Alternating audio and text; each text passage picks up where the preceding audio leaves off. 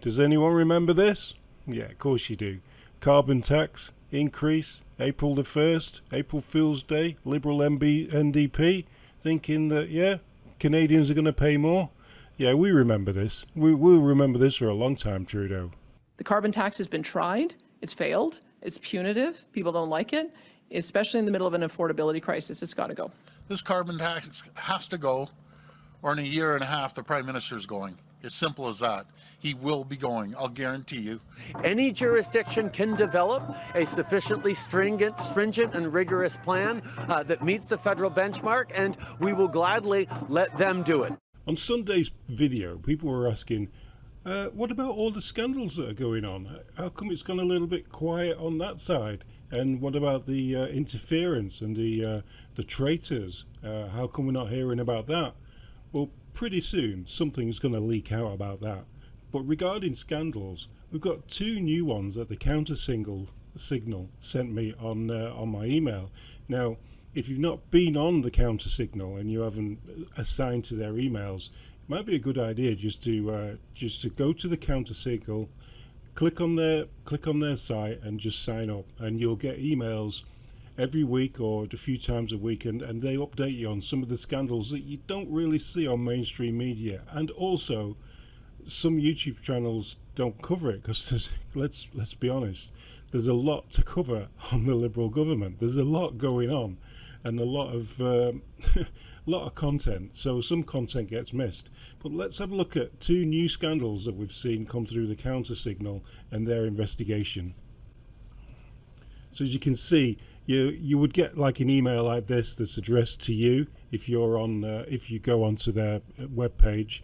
And basically it says the counter signal uncovered one scandal and reported on a second scandal. Each of the breaking revelations have exposed the non-existent integrity of the federal Liberals. Which one do you think's worse? Well, they're all pretty bad, aren't they, guys? Hey, they're all pretty bad. Anyway, let's scroll down and have a look. Where are we? Right, so first, let's just put that there. First, do you remember the open letter hundreds of economists penned in March, the one that breathlessly supported the Liberals' carbon tax? So we're going from traitors now back into carbon tax territory, and well, what we all know it as is a wealth distribution tax. Well, we've uncovered documents showing that nearly a dozen, 11 to be exact, of those economists were paid consultants for the Trudeau government.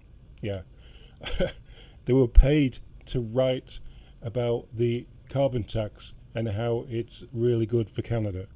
One of them was paid $60,000 in a sole source contract. That means the cash was designed specifically for him, even if another company or individual could have done the job better. Some of the cash was handed out just months before the open letter was published. It would have been nice if the mainstream media told everyone that when they gleefully reported on the open letter that gave an ardent defence, CTV's words, that's what CVT, that's a drive for a Nissan, isn't it? CTV of the Liberals' carbon tax. So these letters have made it to the mainstream media, and they're reporting on them as solid evidence that the carbon tax is working, even though the people who have penned these reports are actually paid for by Trudeau. So he went ahead and picked up the ball that they dropped.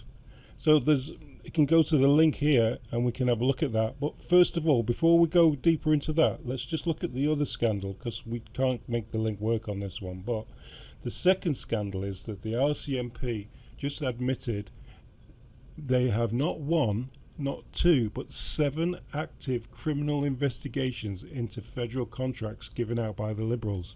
You probably heard about the Arrive scandal, but the RCMP said that's just one of these investigations. There's 5 more. The RCMP refused to confirm or deny if Liberal politicians were among those being investigated. Yeah, obviously they would. Like, they refused to.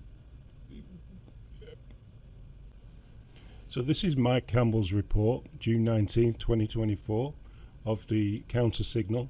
and we're gonna skim over this, because really, sign up for the Counter Signal and you can read everything that you'll need about this carbon tax scam that they've got going. Anyway, scandal.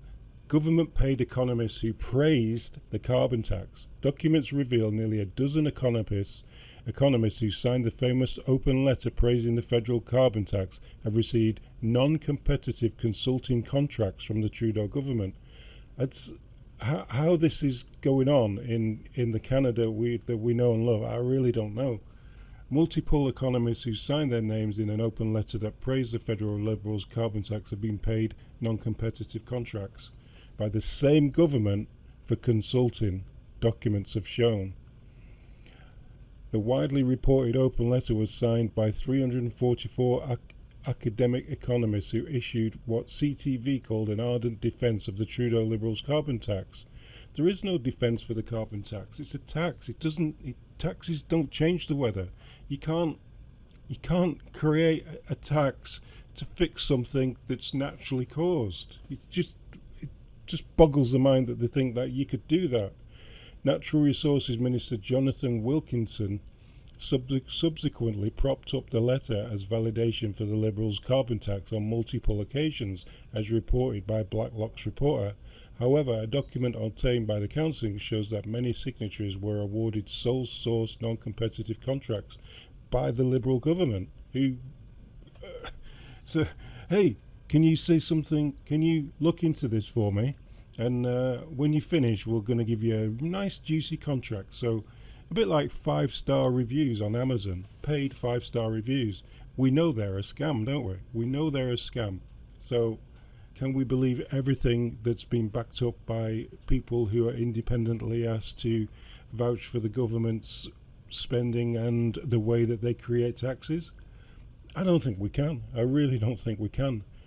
Since 2015, the Employment and Social Development Canada Department has provided non-competitive contracts to 9 different individuals, and every one of them signed the open letter. And there's a list of them. I don't want to call any names out here, but there's the names if you want to read them. Another professor from the University of Alberta, this guy, who recently alluded to Premier Donald Smith's United Conservative Party as idiots and psychopaths, has received $68,000 in sole source contracts from the Trudeau government. Can't make this up, can you? Including about 10,000 in November 2022 from the Agricultural Department.